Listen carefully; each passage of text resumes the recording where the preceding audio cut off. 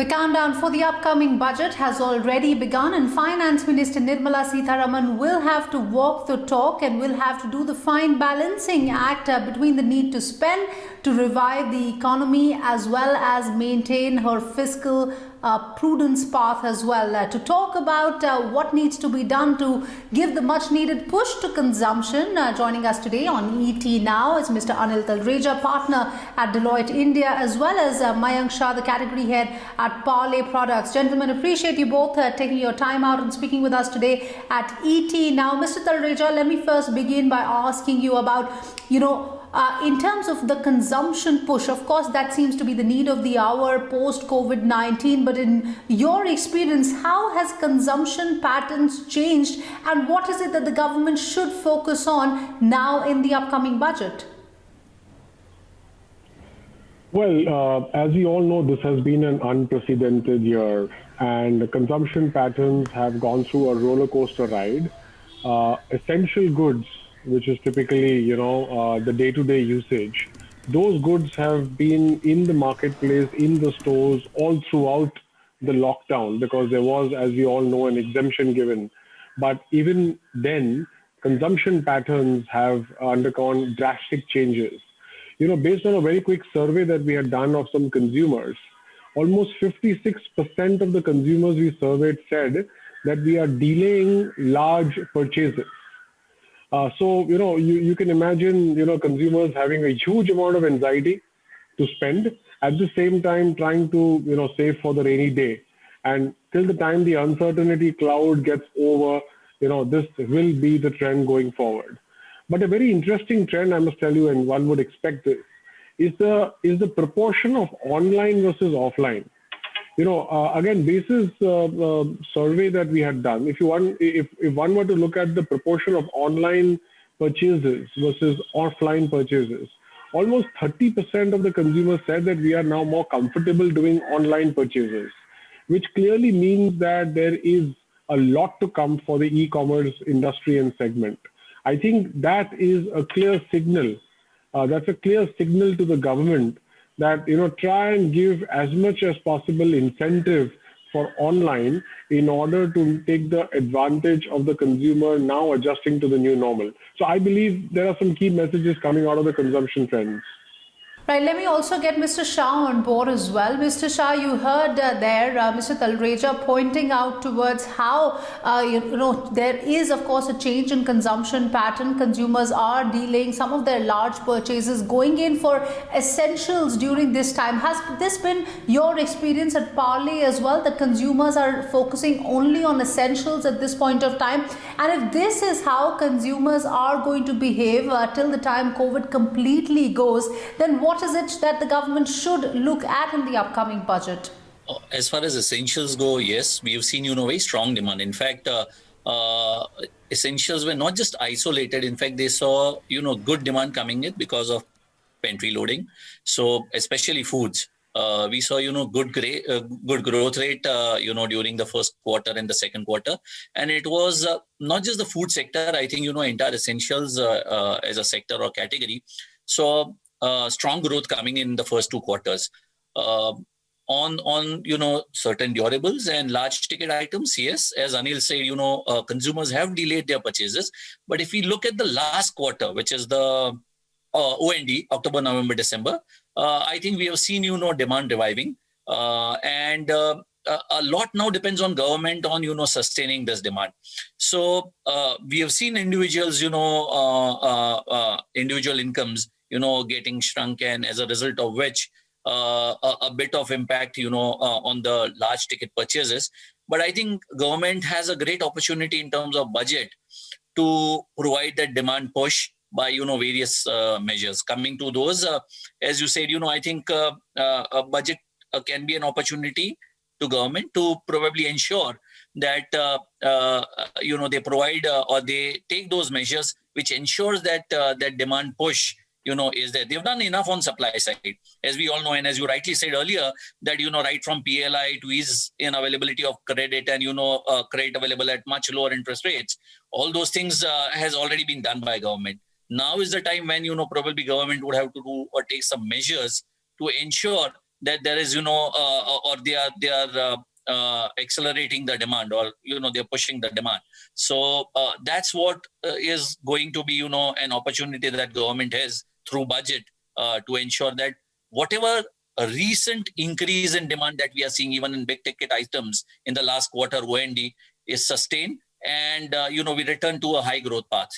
Right. In fact, a lot of high frequency indicators as well, Mr. Talreja, are pointing towards a sort of revival coming in as far as the Indian economy is concerned. If you look at what the IMF is projecting, they are expecting that the year 2021, we will see a massive bounce back and a GDP of close to 11.5%. At a time like this, when the government has already said that they will be looking to focus on healthcare, they will be looking to focus on infrastructure as well, and of course, the rural sectors. Talk to us about what exactly do you mean when you say that they need to put more money in the hands of people, they have to look at various ways to revive demand. How exactly will demand really be created?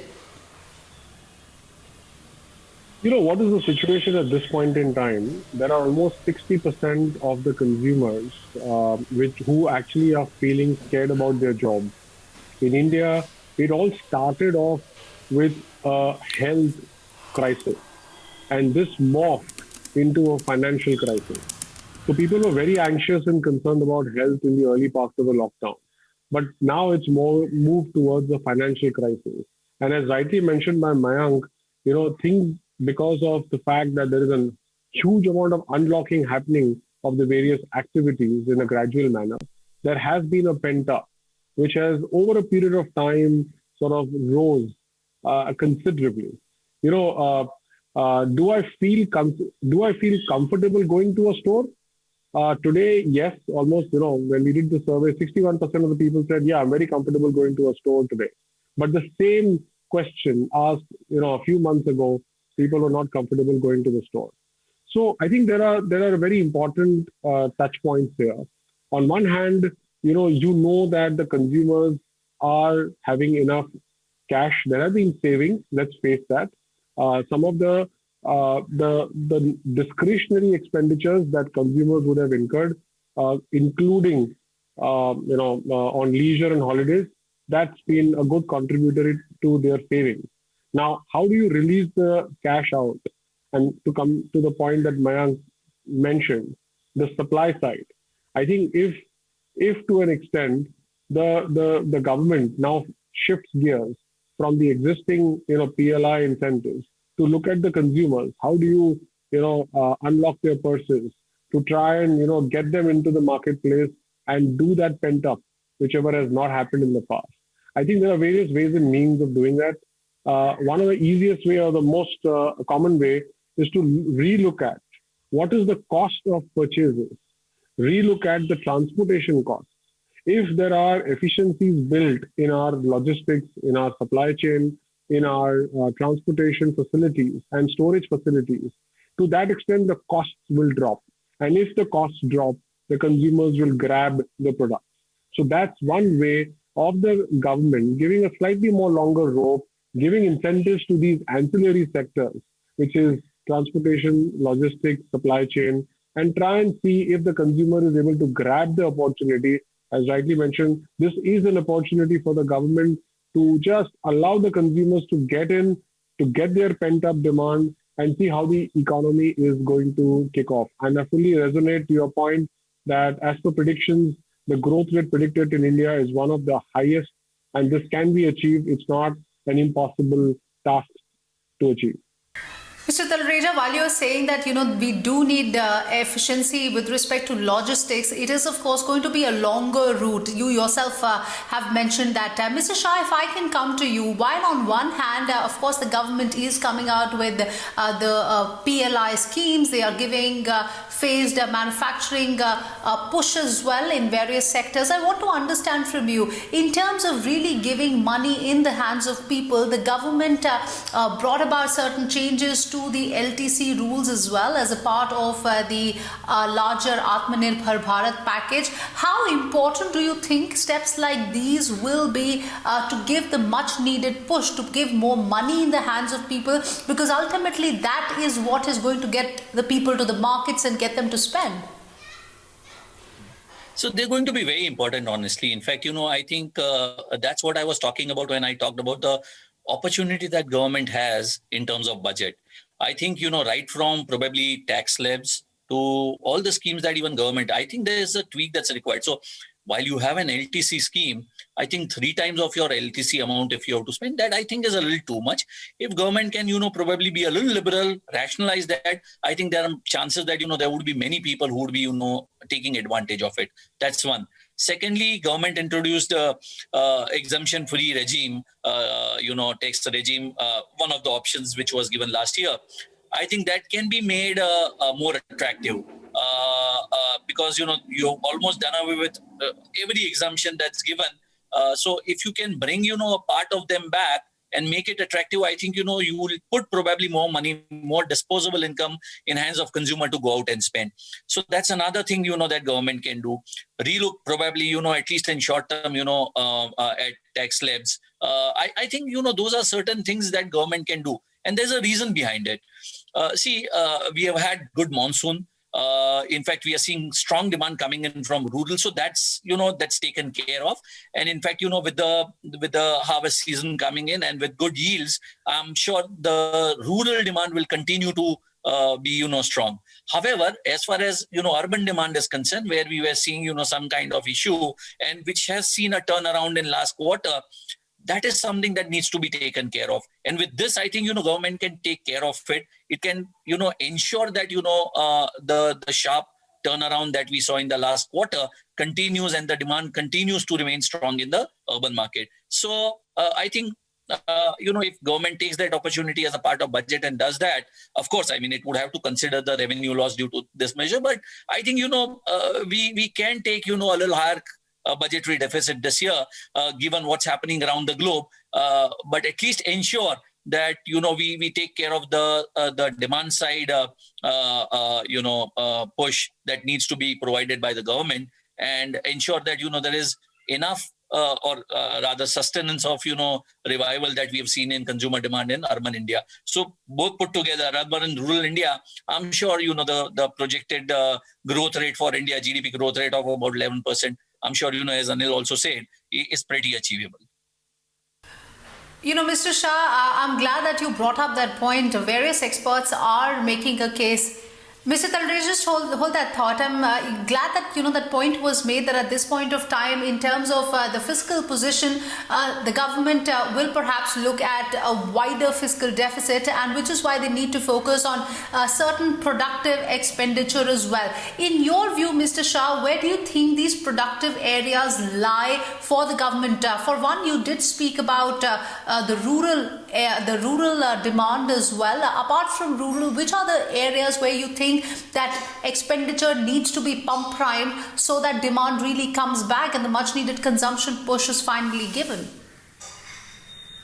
I think infrastructure is another area where I think government can spend, which would have, and real estates. Those are two areas that I think if you are to really prime the economy, those are two areas. Real estate gives a huge employment or employment to a huge number of people, and even infrastructure. So over and above what government has done for rural India, I think they have done a great job by ensuring that it's not really affected. We saw good demand coming in from rural, thankfully with good monsoon, that's been taken care, that part has been taken care of.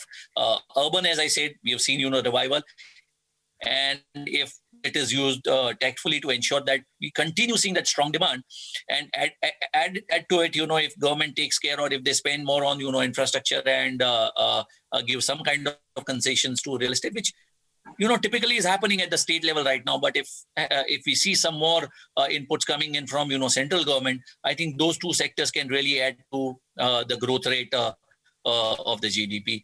Oh, absolutely. Mr. Talreja, if you can help us understand, in terms of certain tax incentives, the government, especially for the industry, has already come out with corporate tax rate cuts as well. But on the tax side, to ensure that they are able to aptly push consumption, what do you think would be the necessary steps at this point of time? Well, I think one of the most important, in my view, one of the most important steps the government should take is how do you reduce the tax in the hands of the consumer? whilst, corporate tax cuts, etc., are very good for the economy, it brings in more liquidity, but that's the corporate level. In addition to that, the government has also to look at, in the hands of the consumer, how do I give him more cash? I mean, one way of that could be rationalizing to some extent the GST rates, and to try and bring up the temporary surge in demand on some of the essential goods or some of the goods that the government feels would be would really increase demand. So I think anything that hits the pockets of the consumer in a positive manner, which in my view GST could be one, is a direct benefit that the consumer can get. Now I know it's not easy to have that done, and we can't do it across the board, but we could do it in a temporary manner with a clear message that these benefits are only for X number of months or X number of years. So the consumers know that if they need to take advantage, they need to take advantage today, which will automatically spur in the demand and try and at least get our engines back on track so that we can go back and reach the all-time high growth rate. So anything that hits the consumer at ground level would certainly be of more effect at this point in time to the government. Mayank, I just want to understand from you, at a time when the Indian economy, of course, we have started vaccinating a large chunk of our frontline workers as well, and in the, by the next 1 to 2 years, we will be looking to vaccinate as many people as possible. There's of course a big concern coming in because various quarters have a hesitation with respect to taking up the vaccine, even though the government will try to look into putting more money in the hands of people. Do you believe that still there's going to be a lot of resistance to spend unless COVID completely goes? No. So if we look at the trends in last quarter on non-essentials or discretionary, and the trend that we saw in the first 2 quarters for discretionary, for essentials, I don't think so, because if we look at the consumption, I mean, who would have ever thought about real estate turning around so sharply, where you provide the right stimulus? So if you talk about Maharashtra as a market, the kind of measures which have been taken by state government, you've seen a good growth coming in. So I think, and you can also argue there. I think one can argue that bigger homes are needed given the pandemic. But then I think it's the way you look at it, or the way you project, or push your product or service. In fact, we were just discussing about a few days back when during pandemic there was an issue as far as public functions were concerned. For a marriage kind of a thing, if the maximum allowed people are only 50, I think there are certain categories and products which have a great opportunity. So probably if you're not spending on calling people and for the food of and for the other lavish things, I'm sure you will give bigger gifts and better gifts to the bride and the groom. So jewelry can really gain out of it. For that matter, destination weddings can really see an opportunity to really grow there. So I'm saying how do you take it? A lot depends on that. If you can find an opportunity in this kind of adversity, I think that would be great. And it's not that because of COVID consumption is going to go down. I think there needs to be a smart way of putting across your product or service, and I'm sure people will lap it up. And it's not that because of COVID we've seen a huge dip in except for certain sectors because of statutory reasons. So let's say if the government is not allowing people to fly from a place to another and there are restrictions, there would be. But otherwise, when we have seen a sharp turnaround in the last quarter, and given the right stimulus and given the right way of pushing it by probably product of service offerers or manufacturers and providers, I'm sure the growth is a given. Mayank, I want to get your sense on two key areas that have been mentioned by the previous speaker as well, Mr. Talreja. One, of course, on the services sector. How soon do you expect services to return in terms of, hospitality, tourism? These are the sectors that have been disproportionately impacted. So what do you think the upcoming budget can do for the services sector? Secondly, the point that was raised on, tax breaks, giving some sort of tax breaks to incentivize online shopping. Do you believe there will be takers for that in the upcoming budget from the government's end? I feel, it depends on how, government wants to, push some kind of or ensure a push and demand, in certain categories. So if you're talking about hospitality, we know that's one of the worst affected sectors or categories during pandemic. And we've also seen, given an opportunity, there is a sharp demand recovery. So during, let's say, the year end or new year, or whenever we have seen some kind of a relaxation from government, we've seen a good traffic, and a good amount of demand for the hospitality. So for hotels, resorts and stuff like that. Now, what government needs to do is, some kind of sweetener for them in terms of either, incentives to consumers to go out. So as we talked about now, if you continue with the LTC scheme where you are providing, some kind of alternate to LTC and allowing people to buy durables, you're pushing durables. But, I think, you can give probably, and that's up to, government, some kind of, push to ensuring that, people also go out once, you control the contraction part. All right, it is time, of course, to prioritize and incentivize in a bit to stimulate demand. On that note, I'm completely running out of time on this edition of the show. Mr. Talreja as well as Mr. Shah, appreciate you both speaking with us today to help us make sense of what the government needs to do to push demand, to push consumption in the budget that will be announced on the 1st of February. It's, of course, now over to Finance Minister Nirmala Sitharaman to provide the much needed vaccine for growth. Thank you. Thank you.